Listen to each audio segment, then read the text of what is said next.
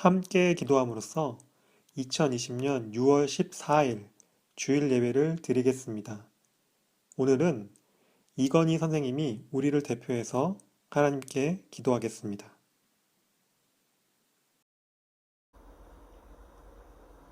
Heiliger Vater, ich danke dir für diesen wunderbaren Sonntag und dieses Vorrecht, in deiner Gegenwart zu sein. Besonders jetzt in unserer schwierigen Situation, wo wir nicht Gemeinschaft haben können, möchten wir umso mehr unseren Gottesdienst schätzen. Ich danke dir für deine Gnade, durch der wir Tag für Tag leben. Wir möchten wirklich jetzt unseren Fokus auf dich richten und unser Herz dir hingeben, Vater. Wir wollen deine Nähe suchen und dich anbeten, Herr. Besonders in der heutigen Zeit, geprägt durch Rassismus, Hass und Auflehnung, möchten wir um deinen Beistand bitten. Auch wenn die Welt sich verändert, bleibst du immer derselbe Gott. Sei du Herr über diese Situation und ich glaube daran, dass du diesen Sturm stillen wirst. So möchte ich auch dafür beten, dass du jeden Einzelnen in unserer Jugendgruppe gebrauchst, um Licht und Hoffnung in diese Welt zu bringen. Gebrauche du uns als Salz und Licht, Herr, um dein Reich hier auf Erden sichtbar zu machen. So lege ich diesen Gottesdienst in deine Hände und betete dies in Jesu Namen. 아멘. 오늘 함께 나눌 말씀 본문은 로마서 8장 36절부터 39절까지입니다. 로마서 8장 36절부터 39절까지입니다. 우리 함께 읽겠습니다. 성경에 기록한 바 우리는 종일 주님을 위하여 죽임을 당합니다. 우리는 도살당할 양과 같이 여김을 받았습니다. 한 것과 같습니다. 그러나 우리는 이 모든 일에서 우리를 사랑하여 주신 그분을 힘입어서 이기고도 남습니다. 나는 확신합니다. 죽음도, 삶도, 천사들도, 권세자들도, 현재일도, 장래일도, 능력도, 높음도, 깊음도, 그 밖에 어떤 피조물도 우리를 우리 주 예수 그리스도 안에 있는 하나님의 사랑에서 끊을 수 없습니다. 아멘.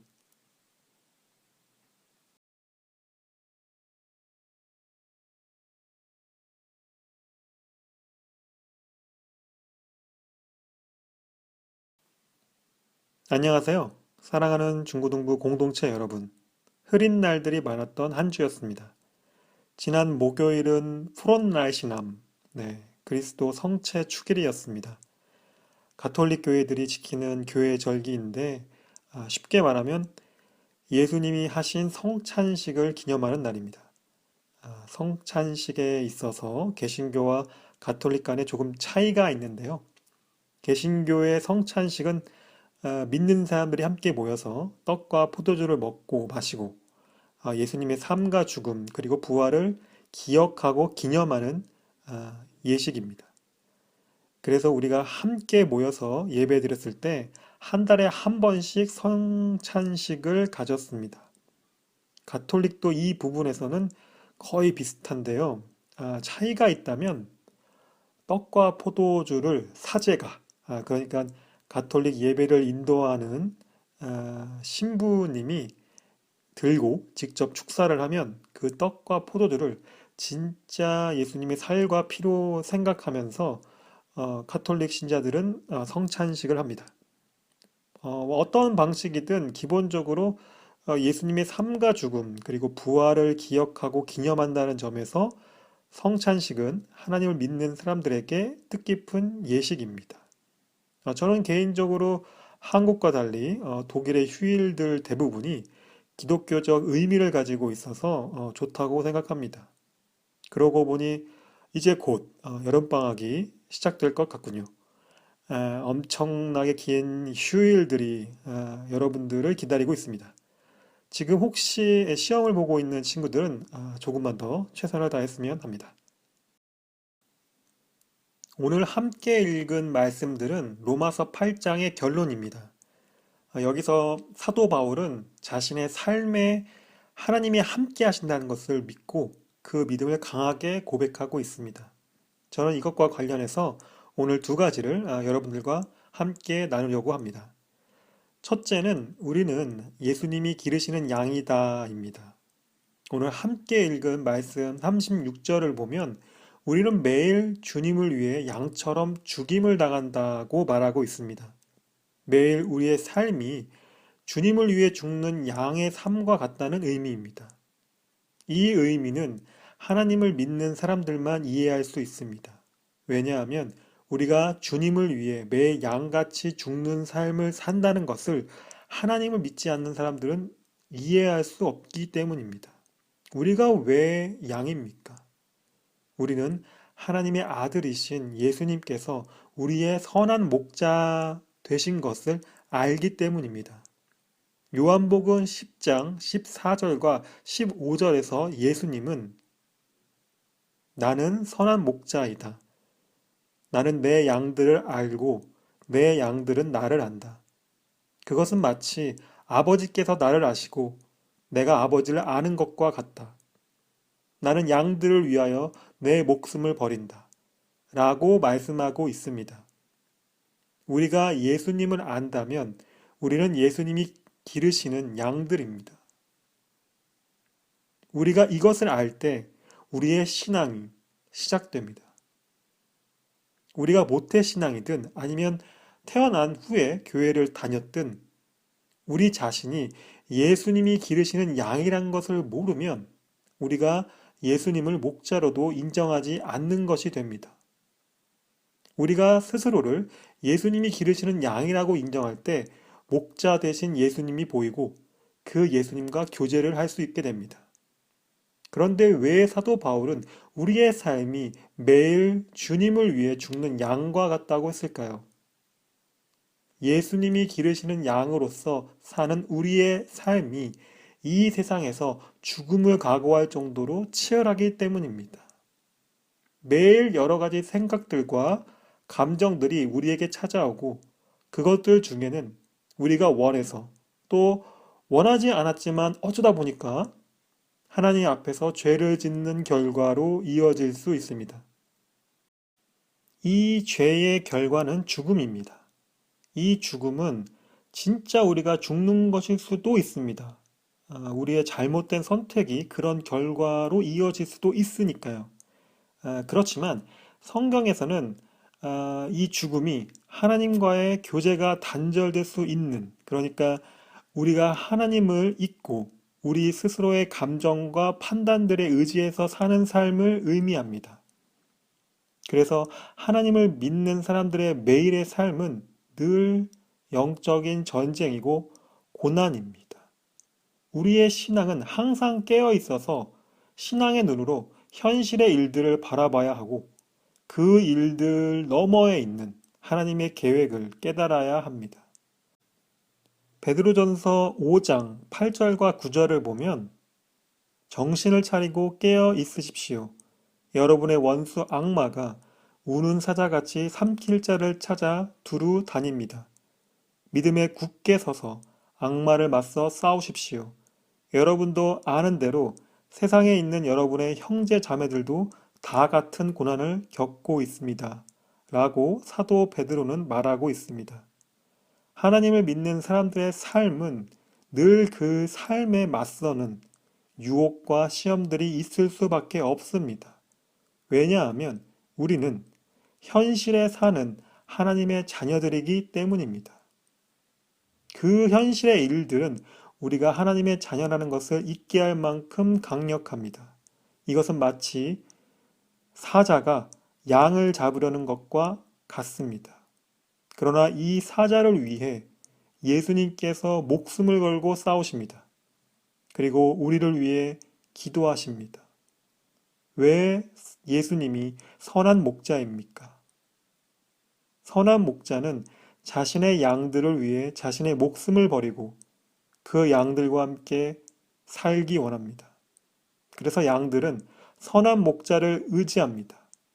그 선한 목자가 있기 때문에 사자와 싸울 수도 있습니다. 약한 양들이라도 뭉치면 사자를 이길 수 있습니다. 양 같은 우리가 서로 기도하고 돕는다면 세상의 유혹과 시험을 이길 수 있습니다. 저는 매일 우리 중고등부 공동체를 생각할 때마다 우리 공동체 구성원들이 어떻게 지내고 있는지 궁금합니다. 매일 건강하게 잘 지내는지부터 신앙생활을 잘하고 있는지까지 저는 매일 여러분들을 생각하고 있습니다. 코로나 사태 이전에 우리가 주일마다 한 번씩 만났을 때는 서로서로 교회에서 만나 인사도 하고 대화도 했었는데 지금은 서로 만날 수가 없으니 더욱 궁금합니다. 저는 이 코로나 사태를 사는 우리가 같은 양들로서 서로서로 안부를 궁금해하고 또 서로를 위해 기도했으면 좋겠습니다. 그것이 예수님이 기르시는 양들 간의 사랑입니다. 우리는 혼자서 이 세상을 사는 것이 아닙니다. 우리는 함께 이 세상을 살고 또 서로를 의지하며 신앙생활을 하는 것입니다. 우리 중 누군가 어려움이 다가오면 그를 위해 우리가 함께 기도하고 또 도울 수 있는 일이 있다면 함께 도와서 우리가 같은 하나님의 자녀라는 것을 느껴야 하고 확인해야 합니다. 둘째로, 하나님의 사랑을 고백하고 삶에서 실천하자입니다. 오늘 우리가 함께 읽은 말씀들을 보면 하나님의 사랑이 매일 양처럼 죽음을 각오하며 사는 우리의 삶에 힘과 능력이 된다고 사도 바울은 말하고 있습니다. 그래서 우리가 그 하나님의 사랑 안에 있으면 우리가 매일 겪는 영적 전쟁에서 이길 수 있습니다. 매일 찾아오는 유혹과 시험들도 이길 수 있는 것입니다. 여기서 이기는 것은 우리가 이기는 것이 아니라 하나님이 이기시는 것입니다. 하나님의 말씀과 뜻이 우리를 통해 이루어지는 것입니다. 우리가 보기에는 내가 이익이 아니라 내가 더 손해를 본 것 같은데 오늘 학교에서 시험을 봤는데 기도하고 준비한 것만큼 잘 보지 못했어 라고 말하거나 생각할 수도 있고 축구하는 친구들은 경기에서 졌으니까 내가 진 거야 라고 말하거나 생각할 수도 있습니다. 그러나 우리 눈에 보이는 이기는 것과 지는 것은 하나님이 눈에 보이는 것과 다를 수 있습니다. 하나님은 우리가 하나님의 방식으로 승부를 내기 원하십니다. 그리고 이기고 지는 것에 상관없이 하나님의 뜻과 말씀이 우리의 삶에서 이루어진다면 그것이 승리입니다. 눈에 보이는 결과들은 우리를 좌절시킬 수 없습니다. 왜냐하면 사도 바울이 고백한 것처럼 우리가 예수 그리스도 안에 있고 우리를 향한 하나님의 사랑은 그 무엇도 끊을 수가 없기 때문입니다. 그 사랑은 깨질 수가 없습니다. 저는 이것이 사도 바울의 고백으로만 머무는 것이 아니라 우리의 고백이 되어야 한다고 생각합니다. 왜냐하면 사도 바울의 하나님이 곧 우리의 하나님이시기 때문입니다. 그 하나님은 한 분이십니다. 또 사도 바울이 아는 그 하나님의 사랑을 우리도 알 수 있기 때문입니다. 그 사랑은 우리의 힘과 능력이 됩니다. 사도 바울은 오늘 우리가 함께 읽은 말씀들 앞에서 우리를 향한 하나님의 사랑이 양 같은 우리에게 왜 힘과 능력이 되는지 그 이유를 말하고 있습니다. 로마서 8장 32절부터 35절을 보면 자기 아들을 아끼지 않으시고 우리 모두를 위하여 내주신 분이 어찌 그 아들과 함께 모든 것을 우리에게 선물로 거저 주지 않으시겠습니까? 하나님께서 택하신 사람들을 누가 감히 고발하겠습니까? 의롭다 하신 분이 하나님이신데 누가 감히 그들을 정죄하겠습니까? 그리스도 예수는 죽으셨지만 오히려 살아나셔서 하나님의 오른쪽에 계시며 우리를 위하여 대신 간구하여 주십니다. 누가 우리를 그리스도의 사랑에서 끊을 수 있겠습니까? 환난입니까? 공고입니까? 박해입니까? 굶주림입니까? 헐벗음입니까? 위협입니까? 또 칼입니까? 라고 말하고 있습니다. 이런 사도 바울의 고백은 정말 하나님의 사랑을 체험한 사람만이 할 수 있는 고백입니다. 왜냐하면 이 고백이 사도 바울의 삶에서 정말 나타났기 때문입니다. 우리가 수련회나 뭐 JJ, JC를 갔다 오면 자주 하는 말들 중에 하나가 저 은혜 받았습니다. 입니다. 혹시 여러분들 중에 누군가에게 그런 말을 하거나 말은 하지 않았지만 그렇게 생각하는 사람들에게 제가 물어보고 싶습니다. 여러분이 받은 그 은혜는 지금 여러분들의 삶에서 어떻게 나타나고 있습니까? 그 은혜가 여러분들의 무엇을 변화시켰습니까? 가끔 어떤 사람들은 예배에서 은혜를 받았다고 말한 다음에 갑자기 가족이나 누군가랑 다툼이 생기면 너 때문에 은혜 받은 거 다 쏟았다 같은 말을 하기도 합니다. 은혜 받은 것이 사라졌다는 말인데요. 은혜는 사라지는 것이 아닙니다. 은혜는 은혜로 항상 우리에게 남아 있어야 하는 것입니다. 그리고 그 은혜가 우리를 변화시켜야 합니다. 왜냐하면 우리가 그 은혜로 하나님의 마음을 알게 되었기 때문입니다. 하나님의 마음을 알았다면 어떻게 그 마음을 우리가 모른 척 할 수 있겠습니까? 하나님의 마음이 나의 마음으로 연결되어야 합니다. 그리고 우리의 신앙 고백이 우리의 입이나 말에서 머물지 않았으면 좋겠습니다. 그 고백은 우리의 삶이 되어야 합니다. 우리가 고백하는 대로 살아야 합니다. 사도 바울은 자신의 신앙 고백한 대로 살았습니다. 그리고 고린도후서 11장 21절부터 31절까지를 보면 사도 바울의 짧은 간증이 나옵니다. 21절에 부끄럽지만 터놓고 말씀드립니다. 우리는 너무 약해서 그렇게 하지 못하였습니다. 그러나 누가 감히 자랑을 하려고 하면 나도 감히 자랑해 보겠습니다. 내가 어리석은 말을 해보겠다는 말입니다. 그들이 히브리 사람입니까? 나도 그렇습니다. 그들이 이스라엘 사람입니까? 나도 그렇습니다. 그들이 아브라함의 후손입니까? 나도 그렇습니다. 그들이 그리스도의 일꾼입니까? 내가 정신 나간 사람같이 말합니다마는 나는 더욱 그렇습니다. 나는 수고도 더 많이 하고 감옥살이도 더 많이 하고 매도 더 많이 맞고 여러 번 죽을 뻔 하였습니다. 유대 사람들에게 마흔에서 하나를 뺀 매를 맞은 것이 5번이요. 채찍으로 맞은 것이 3번이요. 돌로 맞은 것이 1번이요. 파선을 당한 것이 3번이요. 밤낮 꼬박 하루를 망망한 바다를 떠다녔습니다. 자주 여행하는 동안에는 강물의 위험과 강도의 위험과 동족의 위험과 이방 사람의 위험과 도시의 위험과 광야의 위험과 바다의 위험과 거짓 형제의 위험을 당하였습니다. 수고와 고역에 시달리고 여러 번 밤을 지새우고 줄이고 목마르고 여러 번 굶고 추위에 떨고 헐벗었습니다. 그 밖의 것은 제쳐 놓고서라도 모든 교회를 염려하는 염려가 날마다 내 마음을 누르고 있습니다. 누가 약해지면 나도 약해지지 않겠습니까? 누가 넘어지면 나도 애타지 않겠습니까? 꼭 자랑을 해야 한다고 하면 나는 내 약점들을 자랑하겠습니다. 영원히 찬양받으실 주 예수의 아버지 하나님께서 내 말이 거짓말이 아님을 아십니다. 라고 사도 바울은 자신이 받은 하나님의 은혜를 자랑하고 있습니다. 누가 들으면 이게 자랑인가? 또 이게 간증인가? 라는 생각을 할 수도 있습니다.